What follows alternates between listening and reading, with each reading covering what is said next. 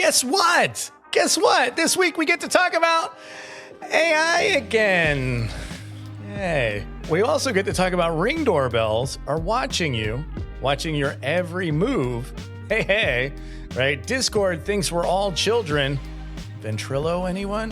And NVIDIA says we didn't really mean all the money. And finally, for those of us tired of AI, Firefox has given us a way to turn it off while browsing the web. Hey everyone, this is Jim Atria, Senior Live Online Lead Instructor with MyComputerCareer. Welcome back to the IT Blitz.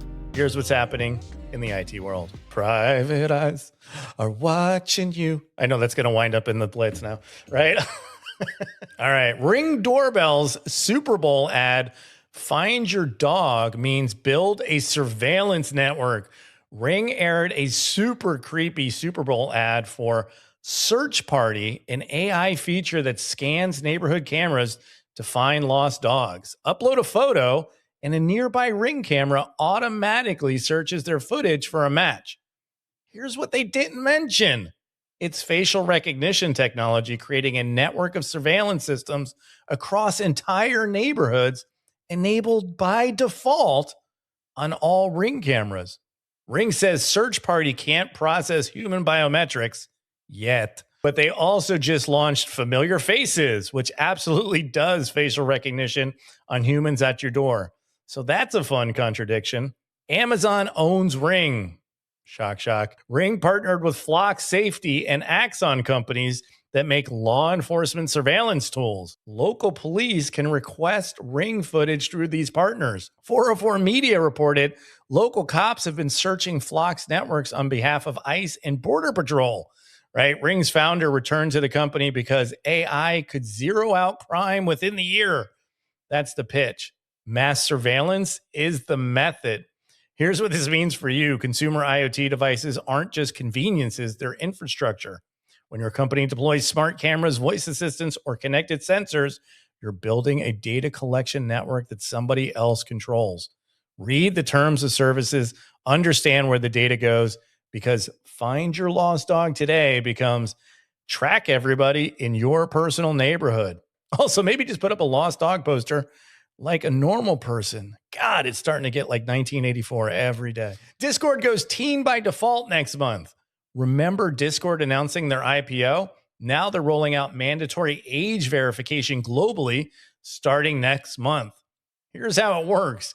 Every Discord account becomes teen by default unless you prove you're an adult. Discord is using age inference model based on account age, device data, community activity patterns to guess if you're an adult. If Discord can't figure out your age automatically, you get two options. Upload a video selfie for your facial age estimation, which Discord claims never leaves the device, or submit a government ID to a third-party vendor. Don't do that. Just take a picture of like Henry Cavill, like in The Witcher, and it'll work, I promise. Unverified users get restrictions, DMs from strangers filtered to a separate inbox, and you can't speak in stage channels. Actually, that doesn't sound bad. Maybe I'm going to stay unverified. Here's the fun part. In October, one of Discord's former age verification vendors got breached and users' government IDs were exposed. That's why I said don't do that. Don't, right? Discord says they immediately stopped using that vendor and switched to a new one, and I promise the new one will be better. Discords insist they're doing facial estimation, not facial recognition. Key differences, and the IDs are deleted immediately after verification. Here's what this means for you. Discord is ubiquitous in tech, dev teams, IT ops, and most commonly, gaming companies and gaming networks. Starting next month, if your organization uses Discord, employees will either submit to age verification or face restrictions. Discord's fix: AI age scanning and third-party ID checks. Submit a selfie chat with your team is a new sentence for IT, except it's not. Guys, there's all kinds of ways to get around this.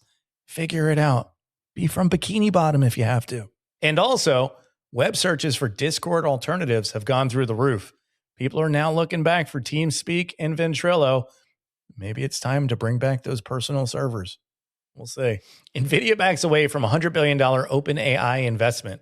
Remember when NVIDIA announced they'd invest up to $100 billion in OpenAI?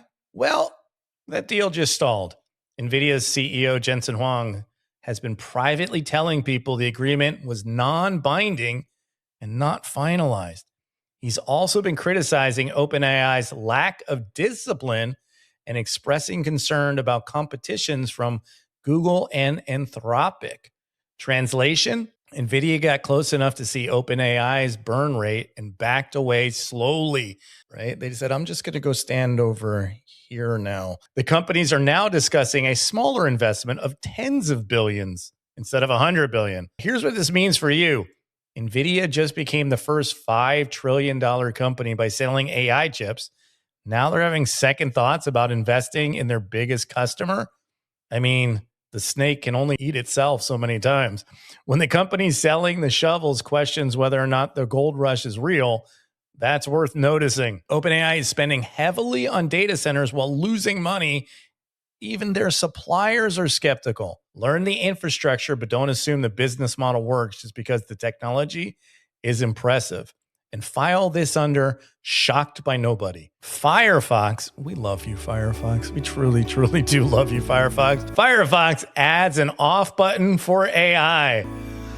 Oh, right. Finally, someone gets it. Firefox is rolling out AI controls February 24th with Firefox 148. It's a single settings page where you can turn off all AI features, current and future, with one toggle. You may also manage individual AI features, translations, alt text and PDFs, AI tab grouping, link previews, and AI chatbot sidebar, which includes Claude, ChatGPT, Copilot, Gemini, and Le Chat Mistral. I like the name of that one, at least. Mozilla's approach: we've heard from many people who want nothing to do with AI. We've also heard from others who want AI tools and think that they are genuinely useful. Are those people in the room with us right now? Do we know those people? Are they not bots? I think they're bots. So they built controls to let you choose. Settings persist across updates, and you can change them whenever you want. Here's what this means for you. Every other tech company is forcing AI features down your throat into their products and making you opt out one feature at a time if they let you opt out at all. Firefox just said, here's a master switch for all AI, current and future. That's it. That's the whole feature. I love it. It's great. The fact that it's newsworthy shows how far the industry has fallen. Firefox just gave you another easy answer. Firefox, you keep winning. I love you, baby. Right. All right, guys, that's it for the Blitz. If you have any comments or questions, please post them down below, or articles you'd like to share with us. Thank you so much for tuning in. We'll see you next week. Private eyes are watching you.